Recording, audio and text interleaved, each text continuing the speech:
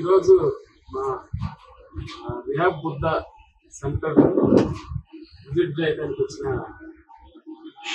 ఈ hospital managing director Ramajyothi madam, అలాగే BJP నాయకులు ఎల్లా సత్యనారాయణ గారు, అందరూ ఇతర పెద్దలందరికీ పేరు పేరు, అలాగే మా డాక్టర్స్ డాక్టర్ సతీష్, డాక్టర్ ఏడుకొండలు గారు, డాక్టర్ అఖిలేష్, అలాగే మా న్యూట్రిషనిస్ట్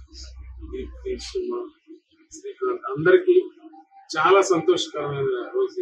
ఎందుకంటే మీలాంటి పెద్దవాళ్ళు, ఒక ఎంటర్ప్రినర్ అండ్ పొలిటికల్ లీడర్, అలాగే సేవ చేసేవారు, మీరందరూ రావడానికి మా వాళ్ళకి కొంత మోటివేషన్ లాగా ఉంటుంది. దానికి చాలా సంతోషిస్తున్నాను. మీరు అలాగే ఈరోజు చేసిన సహాయం కూడా చాలా గొప్పది. మంచి మనసుతో వాళ్ళని 21st కూడా ఆడుకోవాలన్న ఉద్దేశంతో ఇక్కడ దాకా వచ్చి చేశారు. మీ సేవలు, మీ సర్వీస్ వృధా అయిపోతుంది. ఖచ్చితంగా దేవుడు వీళ్ళని కాపాడుతాడు. అలాగే మిమ్మల్ని కూడా ఇంకా మంచి మంచి కార్యక్రమాలు తీసుకొని చూడాలని ఆశిస్తున్నాను. మరొకసారి మీకు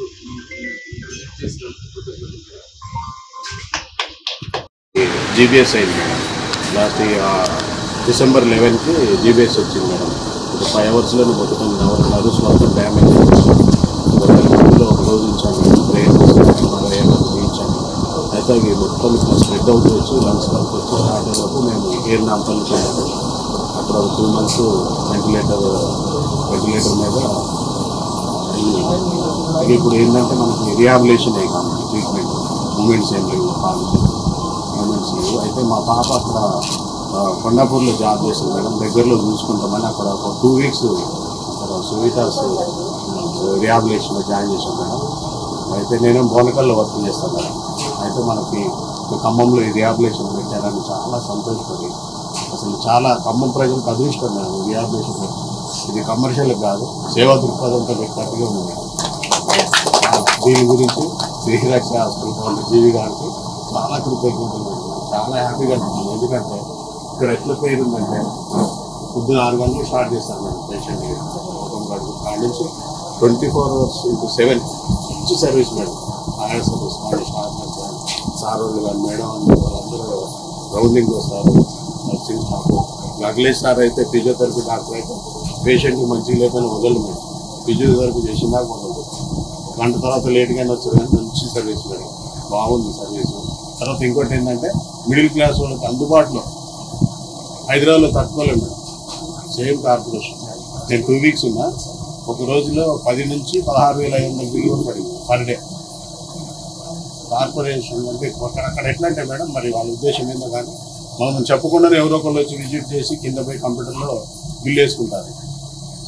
ఇక్కడ ఆ సిస్టమ్ చాలా యాక్టివ్, చాలా అందుబాటులో ఉంది. చాలా సేవ దొరుకుతుంది మేడం. ఇక చాలా మంది తెలియదు ఖమ్మంలో.